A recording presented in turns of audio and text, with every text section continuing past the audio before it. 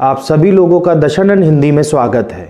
जो आप ताज़ा हरी भरी साग सब्जी अपने घर लेकर आते हैं, कहीं ऐसा तो नहीं ये आपके जीवन में जहर घोल रही हों, मीठा जहर, और एक ऐसा जहर जो धीरे धीरे आपकी ज़िंदगी में घुलता जा रहा है और आपको पता भी नहीं लग रहा।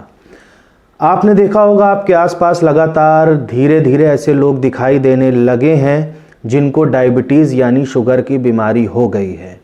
जो फिट थे, नॉर्मल थे, समय के साथ डायबिटीज़ का शिकार हो गए। अच्छी सेहत के लिए हम हरी सब्जियां या दूसरे किस्म की ताज़ा चीज़ों को खाना पसंद करते हैं। हमको लगता है कि इनके ज़रिए अच्छे न्यूट्रिएंट्स, बहुत सारे अच्छे विटामिन्स मिल सकते हैं, लेकिन बाज़ारवाद की लालची प्रवृत्ति के कारण ये सारी की सारी जो सब्जियां हैं, ताज़ा सब्जियां, वो हमारे लिए ख़तरनाक होती जा रही हैं। आज उदाहरण लेंगे सिर्फ एक केमिकल का जिसने बड़ी संख्या में तबाही लाई हुई है, बच्चों से लेकर बड़ों तक समस्या खड़ी की है। और इस केमिकल का जो नया साइड इफ़ेक्ट सामने आया है वह ये सामने आया है कि ये धीरे धीरे करके लोगों के अंदर डायबिटीज़ पैदा कर देता है। कौन सा केमिकल है, कैसा केमिकल है, ये आपको बताएंगे। वीडियो में आखिरी तक बने रहिए और अगर चैनल को सब्सक्राइब नहीं किया है तो सब्सक्राइब कर लीजिए। कीटनाशक हर तरह के होते हैं, लेकिन एक होते हैं ऑर्गेनोफॉस्फेट। ऑर्गेनोफॉस्फेट जो होता है वो इस तरह का कीटनाशक है जिनका ज़्यादातर इस्तेमाल कीटों से बचने के लिए और जो पत्तियां और हरी सब्जियों के ऊपर डाले जाते हैं ताकि उनको कीड़े ना खा पाएं। ये जो कीटनाशक है, ये इतने ख़तरनाक कीटनाशक हैं, ये धीरे धीरे करके असर करते हैं। इसका जो नया प्रयोग हुआ है वो ये हुआ है कि मदुराई कामराज यूनिवर्सिटी में 2 से 3 साल पहले एक रिसर्च हुई। जी वेल मुरुगन नाम के एक वैज्ञानिक हैं और उनके साथियों ने ये रिसर्च की। उन्होंने क्या किया, जो ऑर्गेनोफॉस्फेट ग्रुप है उसके कीटनाशकों का इस्तेमाल चूहों के ऊपर किया। माइक्रो क्वांटिटी में इन कीटनाशकों को चूहों को दिया गया, फिर उसका प्रयोग किया। ये जो आमतौर पर कीटनाशक आप लाते हैं उनका जो ड्रग नेम होता है उसमें मेलाथियोन और पैराथियोन नाम आपने सुना होगा। ये कीटनाशक आप आमतौर पर इस्तेमाल करते हैं, एल्यूमिनियम के डब्बों में आते हैं और ये वही कीटनाशक हैं जो इस ग्रुप में आते हैं। इनका इस्तेमाल जब चूहों पर किया गया तब पता चला, ये 180 दिनों तक लगातार इस्तेमाल करने के बाद ये पता चला उनके अंदर ग्लूकोज टॉलरेंस जो है वो कम होती चली गई और डायबिटीज़ का लेवल बढ़ने लग गया।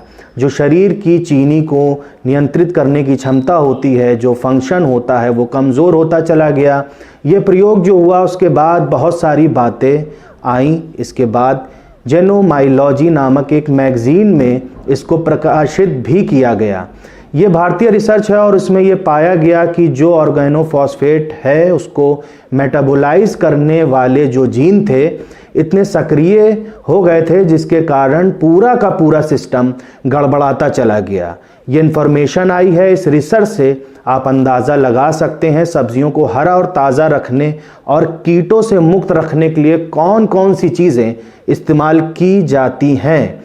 बड़ी बड़ी मल्टीनेशनल कंपनियां इसको आपको बेच रही हैं। बहुत से देशों में इस तरह के केमिकल बैन हो चुके हैं। ऑर्गेनोफॉस्फेट का इस्तेमाल 30 के दशक में बाकायदा वॉरफेयर एजेंट के तौर पर किया जाता था, यानी युद्धों में इनका इस्तेमाल होता था। बहरहाल भारत में कितनी बड़ी डायबिटीज़ की समस्या इन पेस्टिसाइड से हो सकती है, इसकी तरफ आप लोगों का ध्यान ले जाना चाहता था। और अगर समय रहते भारतीय सरकार ने इस पेस्टिसाइड पर रोक नहीं लगाई तो देश में हर व्यक्ति को डायबिटीज़ हो सकती है। Bureau report, Dashanan Hindi. धन्यवाद। आप देख रहे हैं दशानन, देश का मीडिया।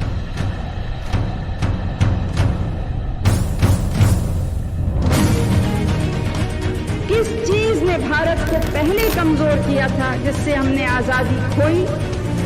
इंटरनेशनल प्रेशर पैदा करने की ताकत आज हिंदुस्तान में 100 करोड़ का देश है। दशानन का उद्देश्य है सत्ता और सिस्टम में छुपे भ्रष्ट नकाबपोशों को निरंतर उजागर करते रहने का। बनिए हमारी ताकत, ताकि आने वाले भविष्य को एक साफ माहौल में सांस लेने का मौका मिल सके।